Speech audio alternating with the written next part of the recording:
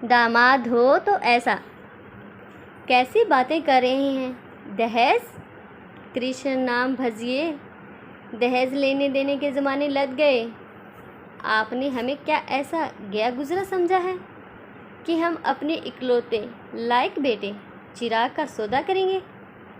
आप हमारे घर आए हैं, लेकिन राय बहादुर जी, आपने तो हमें कुछ सोचने पर मजबूर कर दिया। किशोरीलाल जी की बातें सुनकर राय बहादुर शर्मिंदा से हो गए। अरे नहीं नहीं भाई साहब, मेरा ऐसा कोई मतलब नहीं था। आप कुछ गलत मत समझिए। आपका बेटा तो अनमोल है, उसका कैसा सौदा? आप कुछ मत सोचिए। आप जैसा समझदार समधी मुझे मिल रहा है, ये मेरा सौभाग्य है। ये हुई ना मेरे समधी जैसी बात। देखिए समधी साहब, दहेज के मैं सख्त खिलाफ़ हूँ। मेरी श्रीमती जी तो दहेज मुक्त विवाह अभियान की प्रमुख संचालक हैं। मैं तो बस अपने दोनों बच्चों की खुशी के लिए आपकी तरफ से लेटेस्ट कार का उपहार चाहता हूँ। अब इतना तो होना ही चाहिए, आखिर हम लड़के वाले हैं। और फिर हमने उसकी पढ़ाई लिखाई नौकरी में कितना धन लगाया है। गर्दन टेढ़ी करते हुए लड़के वाले की अकड़ दिखाते हुए किशोरीलाल जी ने कहा, तो राय बहादुर के हाथों के तोते ही उड़ गए। क्या कह रहे हैं? Latest car? ये तो मेरी सामर्थ्य से बाहर की बात है। मेरे बच्चों को कोई उपहार देना मेरा भी अधिकार बनता है, वो मैं दूंगा भी। लेकिन कार? आप तो इतने चिंताग्रस्त हो गए जैसे मैंने हवाई जहाज़ मांग लिया हो। अब लड़के वालों का कुछ तो सामान रखना ही पड़ेगा। आखिर आप बेटी वाले हैं राय बहादुर जी। तभी बाहर से तेज़ हॉर्न की आवाज़ें सुनकर वो रुक गए और जल्दी से बाहर निकलकर देखा तो सामने बेटा चिराग था। अरे बेटा, तुम अचानक आ गए?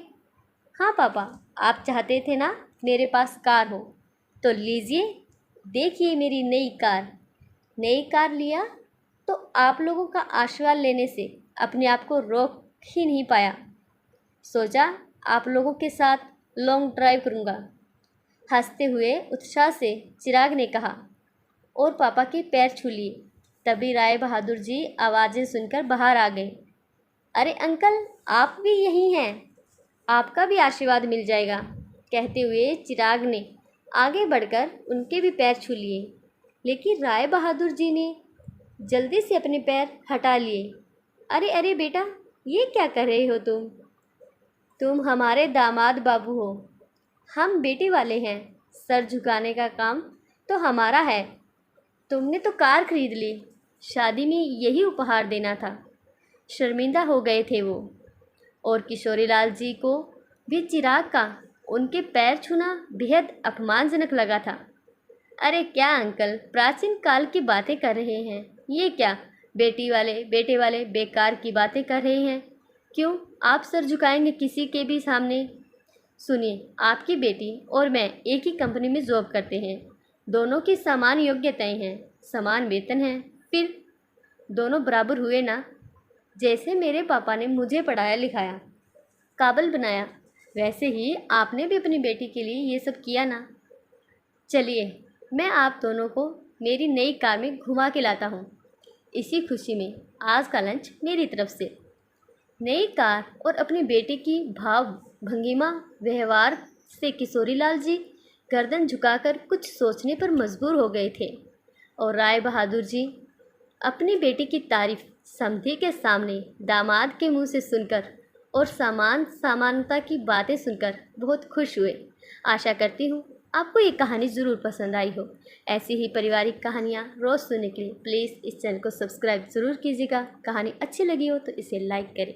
कहानी को पूरा सुनने के लिए आपका बहुत बहुत धन्यवाद।